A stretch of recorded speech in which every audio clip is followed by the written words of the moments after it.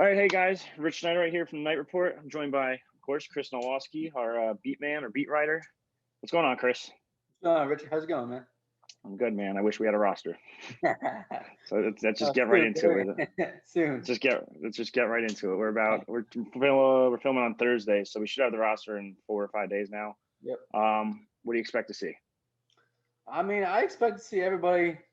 You know, there are going to be a couple opt-outs. There's still some guys in question, but you know, we all assume we know who Rutgers has right now, and you know, it's now the coaches are starting to figure out themselves now. So the practice starting up. Yeah. So as most of you probably already saw, there was a scrimmage recently. One of the parents of a player posted it on Facebook, posted about it, posted this, posted that. They had some good things to say about the. I think they said the wide receivers looked really good, which is a good sign compared to the past 2 years, which wasn't pretty. Yeah. But anyway, going back to the scrimmage a little bit, what do you think? What do you expect from this team this year? I guess, Chris, it's a weird year. They didn't practice in spring. They didn't practice in summer. This is it. This is game time almost. Yeah, I mean, obviously, I think there's going to be growing pains. The offense is probably going to take a while to get going.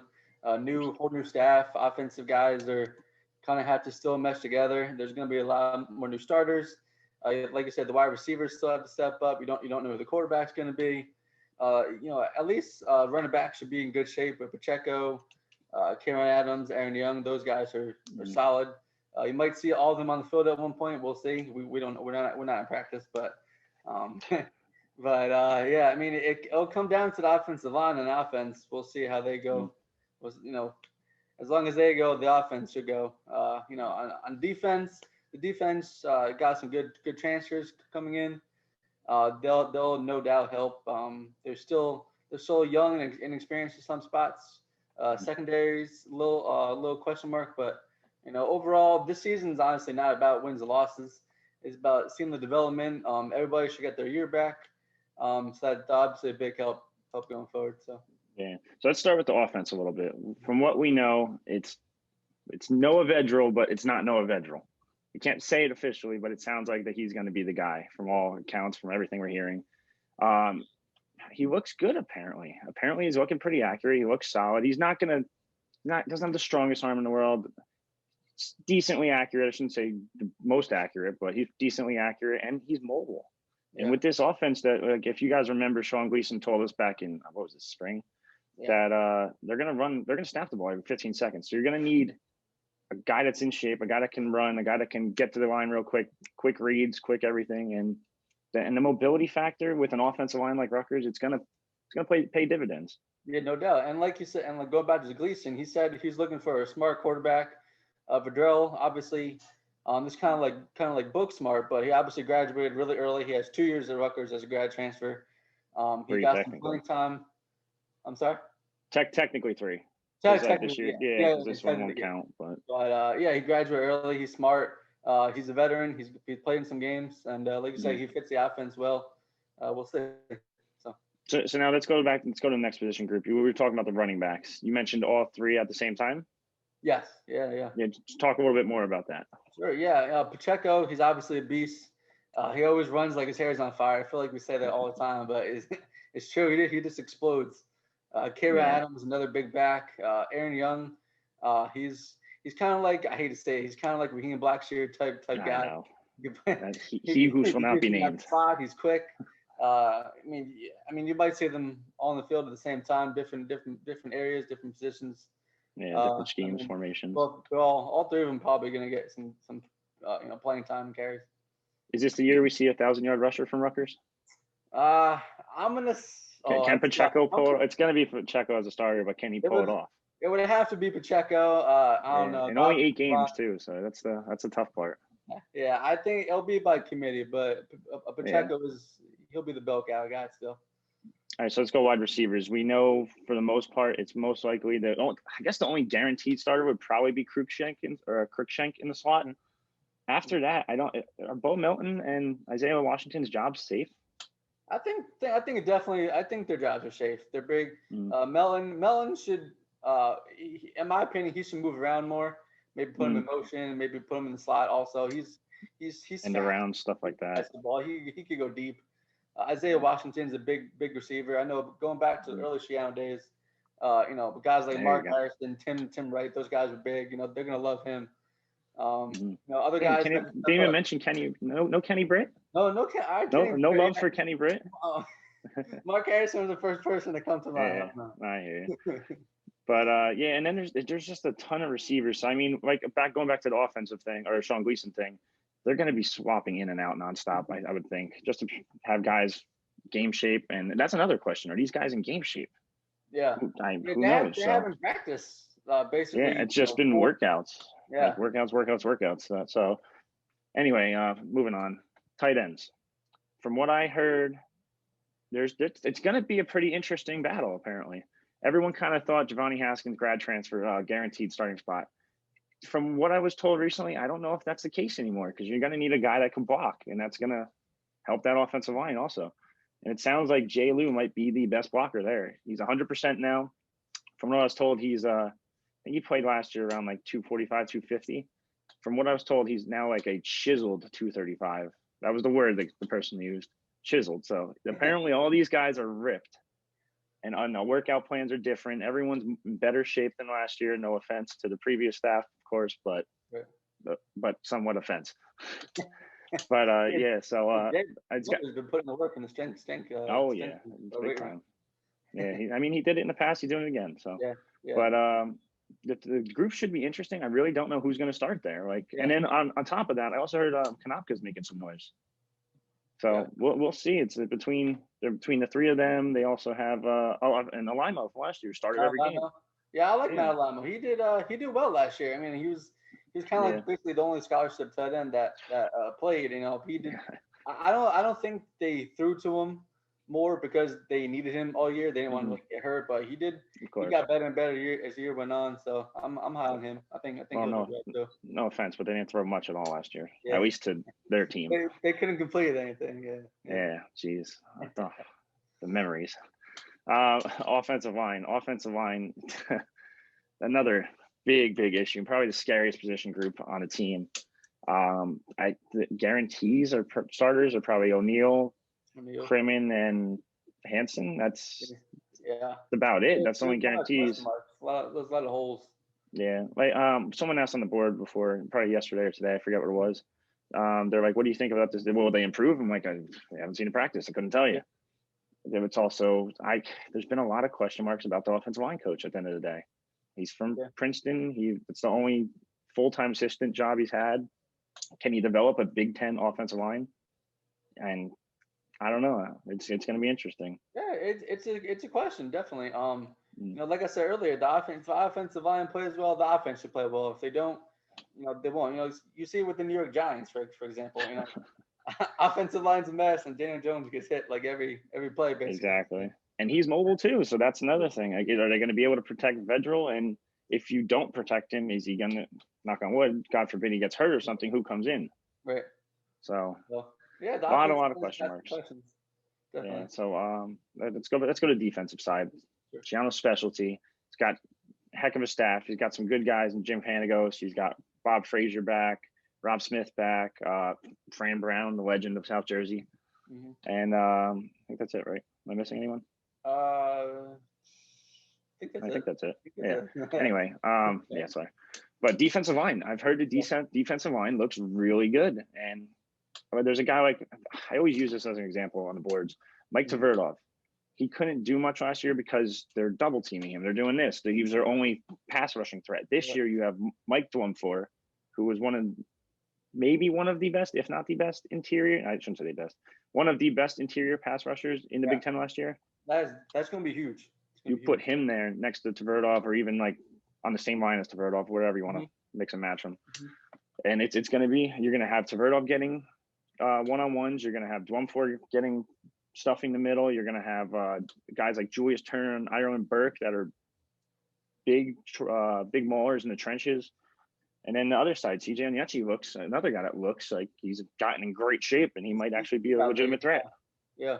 So I think the defensive line. Even T.Y. Mason, it was his first year back last year after injury the year prior, and he always had pass rushing skills to him. So, and I think he'll be a good off the edge as well.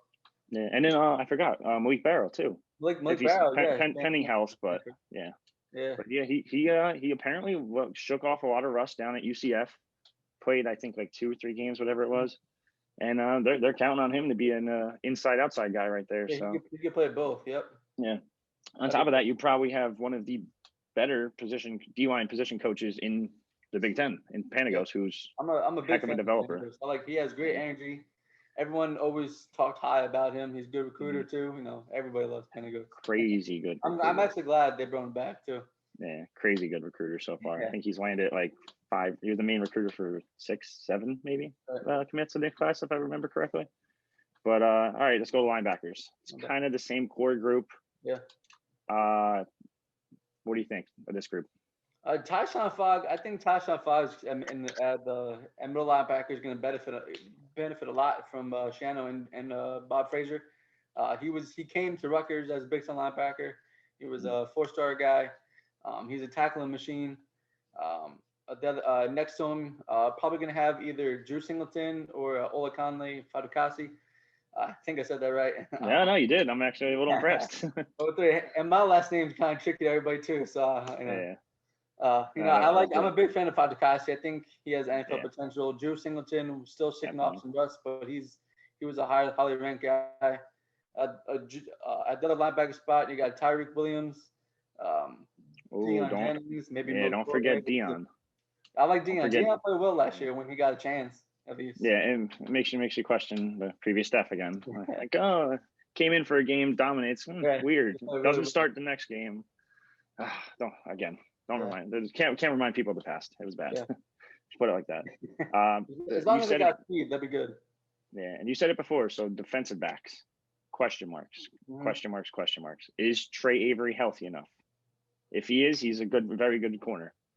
You have Avery Young, guaranteed number 1 corner, probably. Who's after that? Man, I mean, right now, I believe I heard some things about Malachi Melton, the freshman corner down from Bo Melton's brother, and then maybe a guy like Hassan Abraham. They're both quick guys. It's just they haven't played much corner. Obviously, Malachi's a freshman. Hassan only really played special teams, even though he was good at special teams. It's not corner. But we'll say it's question mark. Avery Young, Trey Avery, really good guys, really good players. I think Fran Brown and Shannon will make them a lot better. And maybe bring back some of the DBU. There you go. Momentum. Yeah, my biggest question mark with the corners is like guys like Fran Brown and Shiano are known for liking those tall, lengthy corners. Hassan Abram doesn't really fit that mold, but from what we've seen him on his high school tape and like you said, special teams, he's pretty solid. That's the only reason I kind of question it, but that's when you got guys like Chris Long and Malachi Melton and they fit that mold. Hey, but the same thing like you said about Melton. Apparently he's making some noise and he might land that 3rd corner spot. But for now, it sounds like the 3rd and 4th are probably, like you said, Melton and Abram. After that, there's, again, a couple question marks, but who knows? Safety, I think we have 2 guaranteed starters. Safety, yeah. Brendan White's gonna be a monster. I think Shiano talked about him the other day. Yeah. He knows Shiano. He knows the system. He was the Rose Bowl defensive MVP a couple years ago at Ohio State. He's jacked. He's gonna be really good. Chris Gizian, I was always a fan of him. He's a little bit of ball hawk. He's always around the ball. He's for I guess a shorter player. He's jacked. He flies around everywhere. It's just their backups. Couple of transfers. The depth took a hit there. So. Yeah, no, definitely. They lost Tim Barrow. They lost Jarrett Paul. Those were 2 starters last year. They both swapped time last year. Yeah. Yeah. So now it's interesting after them. I know Darius Gooden moved over there, and apparently he looks pretty good so far. He after him, it's a lot of question marks. You got more youth. You got more inexperience. I guess that's part of building the program, but just a spot where a guy like Peyton Powell should be, and he'd probably fit pretty well there. He's athletic enough. And you need safety help, and you'd probably play earlier there than at quarterback. I hate to say it, but no doubt. But going back to Brendan White a little bit, it mind boggles me how someone went from this stud safety at Ohio State, Rose Bowl MVP, to Jeff. Well, I don't know what Jeff Halfley did with him to backup. Yeah. How does that even happen? I believe they changed the system around, so they only. I know what the fans are going to say. It's Schiano greater than Halfley, but yeah, well, he did. I'll tell you this: White played well when Schiano was at Ohio State, so exactly +1 for that. I know he moved to like linebacker or something like that when last year, and he didn't get much playing time, but I think he'll be a beast. Yeah, I'm not saying maybe Halfway doesn't know what he's doing. Who knows? Anyway, what else we got? Special teams. I heard there's a little kicker battle going on. Okay. I heard Guy Fava is putting in some work this offseason, and he's giving Justin Davidovich a run for his money. So he's got from what I was told, he's got a booming leg. If you saw recently in one of our articles, we talked to one-on-one kicking specialists. I can't remember his name. Luke, I can't remember his last name. But anyway, he gave us a quick couple quotes. He was telling us how he's been working with Guy, he's been working with Justin, both guys he's worked with in the past at high school level, college level now. He said Guy Fava's got a heck of a booming kick. Yeah. So it's gonna be interesting. I think Fava actually did a couple kickoffs last year, if I remember correctly. He did. I remember he did do a couple kickoffs. Yeah. Yeah. Yep. So that's gonna be very interesting to see. So I'm a little shocked. We might see an Orr in the kicker spot this month or next Monday. Special teams drama. I know, right? Well, I'll say there's no special teams drama at punter though. No, never. We can't get rid of that All-American. I'm of course MVP. Yeah, team MVP the past 2 years running.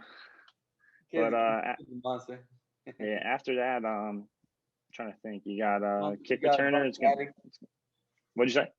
Like the big puncher, Broncati. Oh, Broncati. Yeah, he'll probably fill the role next year. I'm assuming. We've seen it in practice. He can kick it.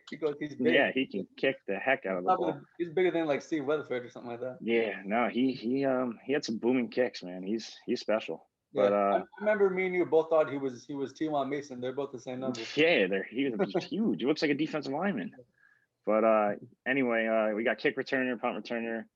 We're gonna go with kick returner. It's probably gonna be Cruikshank. You'd be crazy not to.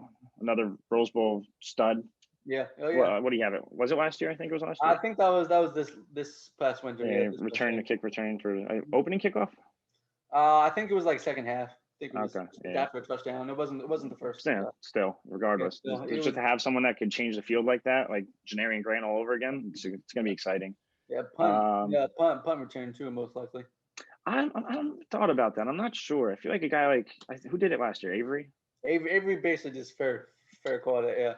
Yeah, which kind of sucks, but maybe we'll see some. You know what? That's the fun part. We might see some block kicks again. More aggressive block punts too, like Adam Shire or Coach Shire was talking about. Yeah, I can't wait. I'm beyond excited to watch that again. After that, so right now we're just kind of waiting on a roster still. I don't know how long. We gotta wait till Monday.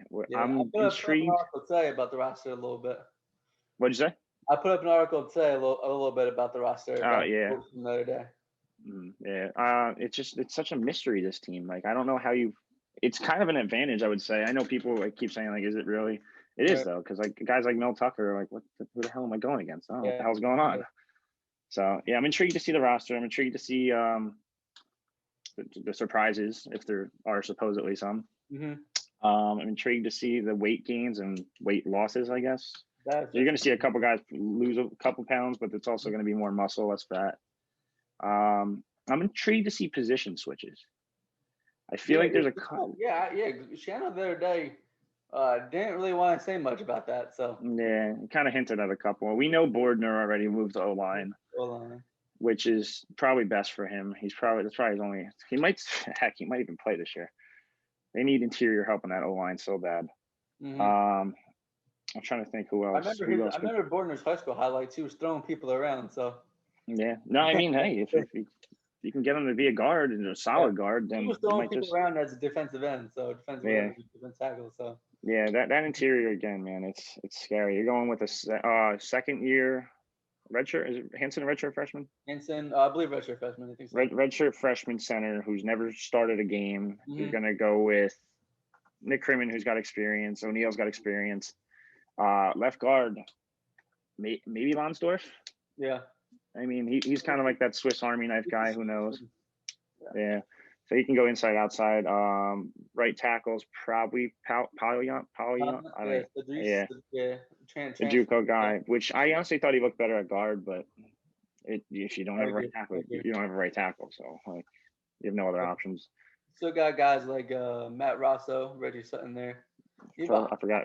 And like you said, the blocking tight end. Maybe you might see another O-line as a little extra blocker too as tight end. Yeah, that's another thing. That's what I'm saying. Like if Jay Lou is the best blocker, he's gonna play a lot regardless. But and no matter what, like I said, this offense, they're gonna be swapping guys in and out, in and out, in and out. So it's gonna be intriguing to watch though. My only concern is is it the Drew Manager offense and you're 4 and out and your defense is back on already? Like 10 seconds. Yep. It's so bad. But again, I gotta stop bringing up the past. It's really bad. Really bad habit. It's hard not to. I know. It was as much as it wasn't fun to watch, it was fun to cover. It was interesting. It was a guessing game. You have no idea what I mean, the other team knew what was going to happen, but yeah, have you watched any of Texas games? You want to okay. Yeah, I mean, hey, I keep seeing Kick on the message board saying, or KYK Kick, whatever you want to call him. Yeah. I keep saying him, dude, bet against Texas, bet the over, hit it. And it's so far he's been right. Yeah. Nash's defense is just awful, man. It's so bad. And then on top of that, I think he just lost one of his I don't know if he's a starter or backup corner in Kenyatta Watson. So he's transfer portal already. Like, dude, you're 2 games in and you're already in the portal. It's not going to get any prettier. I saw Tom Herman's name was trending today too. Okay. And that's pretty funny. Everyone's making jokes about him. Like everyone's making jokes about the whole entire team, not just the defense, but the defense is atrocious. Yeah. And I'm pretty sure everyone that's watching this, and us included, we know how bad it is. They were good at Ohio State, but I mean that was Ohio State athletes. Maybe that's Dude, you got to start to question. I love Urban Meyer, one of the best coaches ever, but man, what the heck kind of comment was that this offseason? The best coordinator hire was this guy who given up 50 points a game in Texas. I know the Big 12 scores a lot, but Big 12, it's always like 50 to 40, 45 or whatever. Yeah. But, all right. What else we got? I was going to talk a little recruiting, but there's nothing going on. The class is pretty much filled. Yeah, the class is pretty full now. Yeah, it's pretty much filled. There's technically, I think, 4 spots, if I recall correctly. What do we have? 21 right now? 22? 22. So I guess there's technically 3 spots, even though the numbers don't matter because due to Shiano math, the numbers could be anything. But yeah, so there's 22 commits right now. They're all pretty solid at the moment. The one we always say to watch out for, Albert Reese. He's still hearing from SEC schools, but not as much as previously. So that's a little bright spot. Robert Jackson's the main target at the moment. Offensive line / defensive lineman, probably could go either way. I keep saying it. Arizona State to watch out for. Indiana. There was a couple others I can't remember off the top of my head, but those seem like the 2 to watch out for. And then after that, it's kind of they tried to get another corner after they lost Stephen Johnson. Yeah. But he ended up, I think it was Maxwell Hairstein. Mm-hmm. He ended up committing to Kentucky. They haven't offered another corner since. I do expect them to add another cornerback, whether that's via the transfer portal, or high school. Going back to Kenyatta Watson, he could be one to watch down the line. I noticed a couple coaches did start liking his tweets, so not going to say who, but yeah. So it's interesting. I really think they're going to add another cornerback. They're going to hit the portal hard again. Probably add another every year. You're going to lose kids. You're going to gain kids from it. There's so many guys in the portal. It's ridiculous. It's kind of like free agency pretty much, which everyone kind of knew was going to happen eventually, but it's intriguing. So we'll see what happens. I'm sure they'll test the team out this year, see what happens this year. And they're probably going to have a couple guys leave, like I said, and you're going to have to add people. So yeah. But, other than that, what else we got? A little bit, or what do you want to what? You want to talk about the schedule maybe a little bit? I know yeah. Let's see. I got to pull it up. I always keep forgetting. Obviously, Michigan State #1. Yeah, Michigan State #1. I always thought Rutgers fans hated Michigan more, but I don't know. This year with the Estime and Vandermark and Wigginton drama, there might be a little bad blood between these two when they play. It seems like and Shiano's first big win, I guess, was against Michigan. It would be huge. I don't know if honestly I don't know what to expect out of this game because it's a Michigan State team that wasn't too hot last year. Mm-hmm. versus a Rutgers team who is a complete unknown. Mm-hmm. Yeah, and Michigan State has a new staff too. Yeah, so Mel Tucker's over there. I don't know about Mel Tucker. I'm not sold on him yet. I know, like, obviously he has like NFL experience and stuff, but is he the guy really? Like, he went what at Colorado last year, 5-7, maybe. I think 5-7. I just pulled it up. He went 5-7 last year at Colorado in his lone season as head coach, and you're like, hey, let's hire this guy. I feel like there are better options out there, to be honest. Mm-hmm. But he does have some solid coaches. The O-line coach over there obviously has some Jersey ties, and it's obviously, I mean, it's pretty clearly paying off recruiting wise. But Mel Tucker's always been known as a good recruiter. What'd you say? Yeah, they got 2 big fish from Jersey. 3, if you count 3, Wigginton. technically, yeah. Yeah. So, who's after Michigan State? I don't even remember. Indiana home, the first home game, Indiana on Halloween. Okay. Hopefully we'll be able to attend. If we don't know. That game was a mess last year, so. That team is another one. Like, they? I think Indiana's gonna be good. Yeah, I do too. Their new OC actually seems pretty legit. I just watched a couple of videos on him the other day when someone brought him up on the boards. He's intriguing. I'll put it like that. After that, you got Haid State, probably guaranteed loss. State, yeah. Skip that one. Skip that one. Yeah, we'll just not talk about that one. Maybe they'll take it easy. Who knows? I don't know. Shiano's return. Who knows? Illinois is a potential win. Illinois. I really like that one. I think they can win that one. I think Lovie Smith's probably on the hot seat still. He's probably going to lose his job. Hate to say it about someone, but the games have been close. They had good recruiting classes lately, so we'll see. They have a really good running back too. I think they still have Epstein, right? Though, I would say they still have Mike Epstein at running back, I think too, right? Mm-hmm. Former Rutgers, Florida target. Yeah, he's up there still. After that, we have Michigan at home. Michigan at home. Wow, I don't know. I don't know. We'll see. Harbaugh's another one. That type of game, it'll depend on the offensive and defensive lines. Yeah, Harbaugh's another one though. If he doesn't start winning, man, he might be screwed. He might be out. Not like he won't get a job again in the NFL or something, but he's on the hot seat a little bit. It's an intriguing one. Purdue, I think Purdue is going to be very good. They got Rondale Moore back. Brom just knows how to run an offense. Kind of a little Big East memory there with Brom and Shiano and everyone. So should be interesting. We got Penn State at home. Penn State's going to be good this year. I hate to say it, they're going to be very good. I don't know. I don't really know. There's not much else you could say about that. Their team is just. I think they have Journey Brown at running back again still. He's Is it Journey Brown? Did they even release a depth chart? I'll be honest. I don't pay attention to half the teams until game week. Yeah, you're good. Yeah, it is still Journey Brown. Maryland's it's away though, right? Yes. Not that home field advantage means anything this year, but we'll see.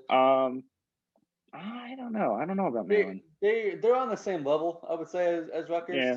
And isn't Mike Oxley a heck of a recruiter? Hell yeah, he's a great recruiter, dominating the DMV right now. Actually, is he a good game day coach? Maybe. He was good as the OC at Alabama, but like you really have to be like, do you even have to coach those guys? Yeah. And you have Nick Saban at head coach. You do really do anything as OC?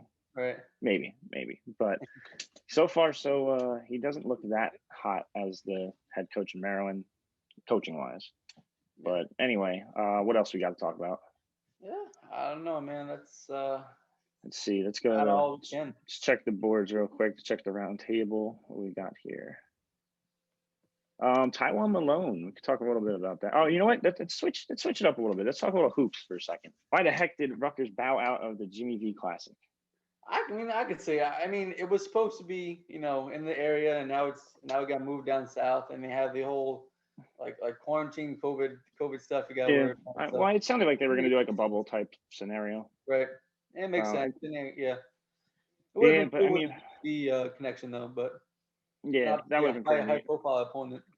I just don't know because like backing out this late, someone brought it up. Backing out this late, ESPN has to find another team. Do you just piss off ESPN and are they going to ever invite you back? Maybe, maybe not. But end of the day, I'm still assuming they're going to try to get Seton Hall game to happen. I don't know how, when, where.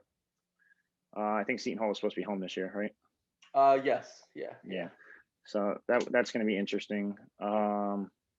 What else? The Gavitt games got canceled. There's no Big East game this year. Right. I think it was projected to be Providence, which would have been a decent matchup, whatever. But no one really cares about Providence. So it would have been a nice little nice win, I guess. On the bright side, sounds like it might be Syracuse for the Big Ten Big East Big Ten ACC matchup. Yeah, so that's they're not in the Big East anymore. I know, yeah. So that should be an interesting matchup. Yeah. I'm not sure about Syracuse basketball team this year. I haven't paid much attention to it. I don't even know what they did last year, to be honest. But they're always a pretty solid team. Jim Boeheim, Of course, yeah. Always a tough zone. 18-14 last year, 10-10 in the ACC. They're not horrible. They should be a decent team this year. But is the biggest thing that scares me? No Caleb McConnell. Yeah, that was big news. Caleb McConnell. I like him. I always liked him. Yeah, that was a little bit of a shock, but it does explain his reasoning for taking like a little bit of a dip last year. Yep. He let him really get well when Gio Baker was out, and then like basically when Baker came out, his minutes kept declining, and then yeah. So I know fans are probably fretting a little bit, like, hey, like he's sitting out this year. Could he transfer after this year and pull like another he who shall not be named, Amaruyi? No, I don't think he does it. I think he's pretty solid. He's a great kid. He knows Pico and him have a great relationship. He's recruited him. He was under recruited. He recruited him when not many other top programs were. Developed him. I don't think he's going anywhere. After that, so now you're kind of like in a little bit of a hole. You don't have a true three per se. I know Mawot Mag's starting to look good. I was told that he looks good, but he still has to develop a little bit. He's got to get to that, make that leap, I guess I would call it. I don't know in high school too, but I think he could be a really good defensive guy. Oh yeah, big. He could definitely be a 3-and-D guy. I think you mentioned that a couple weeks ago. I mean, Oscar, Gio. Think about the Oscar. Oscar. Yeah, Oscar's a crazy athletic freak. He can shoot it. I was a little shocked he could shoot as well as he's been. But he's a crazy athletic freak. He's a guy that apparently he can get his hand like pretty high above that rim. So we'll see when we get to see a couple practices, hopefully this year. After, of course, we have Cliff. Big Cliff is as dominant as ever, apparently. He potentially could be the starter. I doubt it, just because Miles is there. Miles has been there. Miles has been in the program. He's developed.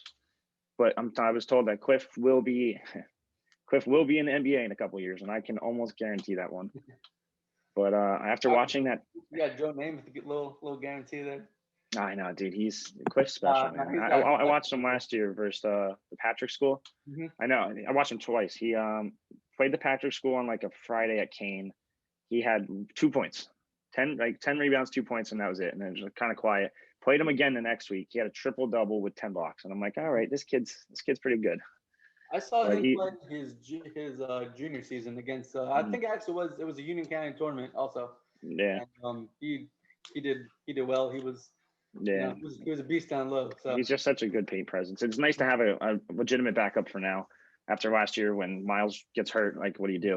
You got and the good thing is he's still learning. Like he's still getting better, obviously. So exactly, yeah. And you still have Mamadou down there too, who could fill in some minutes here and there. But you were playing Shaq at the 5 at times, and it was like or Shaq Carter, and it was like scary, especially in the Big Ten with everyone else being like 6'11", 7 foot.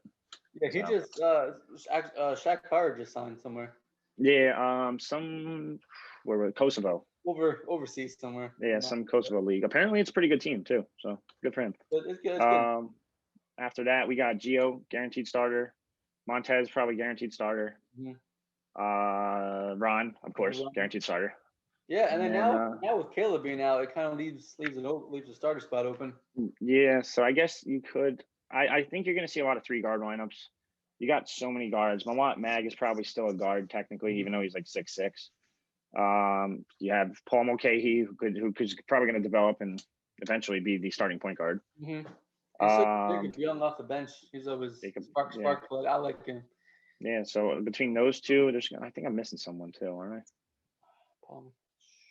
No, I guess it's just 5 guards or 6 guards, whatever it is. So yeah, I mean, it's basically. But, yeah, and then I think Ron, and you'll see Ron and Oscar at the 4. I think Ron could drop down to the 3 at times if need be. Like Michael said it last year, dude. Today's NBA, NCAA, everything, it's all positionless. It's just, you could play so many different guys, and it's just so much different than it used to be. Like, you used to have like a 1, a 2, a 3, a 4, 5. Now it's like, all right, my 4 is going to play my 4 can play the 2 to the 3 to the 4.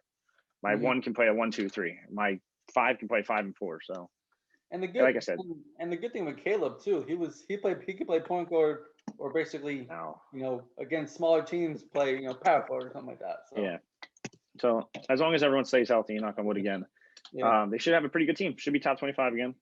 I know Joe Lunardi just projected them to be number 6 seed in the tournament bracket, in the East bracket. You see the matchup though? Was it Seton Hall? Was it that one? Oh, Seton Hall / Ole Miss, but okay. Be interesting. I don't think Seton Hall is going to be that good this year. I'm a little biased, I guess, but after watching them get destroyed last year, and then this year you lost Miles Powell. He's probably going to get drafted. And then I guess you still have Mamu. You still have you got the Harvard transfer. What was his name? Yeah, I forget his name, but I forget his name completely. But he's a pretty good player. Yeah, I think. But going back to Rutgers, overall, they should have a pretty good team. Should be top 25, and yeah, I guess that's really it. What do you think about the no fans? You think I know obviously the rack was like a huge energy booster for them. So that's why it's definitely. I mean, you're definitely going to miss a little bit of the rack just because of how loud that place was getting. But at the same time, Heichel's philosophy was always defense and rebounding. I don't think that's going to change as much because of the crowd. Without a crowd, I should say. I still think they're still going to play hard. They're going to play. I feel like some teams, it's weird because like playing without a crowd, I feel like you have to adjust a little bit. You saw some NBA players adjust in the bubble, and it's a struggle a little bit because you're so used to hearing that loud noise in the background. Now it's just like, it's almost like you're playing at the local YMCA. Yeah. And I feel like some people like get carried away at first when you hear that.